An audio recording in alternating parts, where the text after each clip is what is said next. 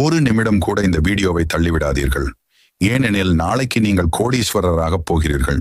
அது எப்படி சாத்தியமாகும் என்று நீங்கள் நினைக்கிறீர்களா? முருகனை ஒரு முறை தரிசிக்கிறீர்கள் என்றால் அவருடைய அருள் உங்கள் வாழ்க்கையில் வெற்றியும் செல்வமும் மகிழ்ச்சியும் கொண்டு வரும்.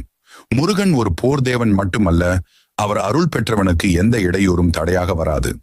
சபரிமலைக்கு போனாலும் திருச்செந்தூருக்கு போனாலும் முருகனை நினைத்தாலே கூட மனதில் இருந்த கஷ்டங்கள் அகன்றுவிடும்.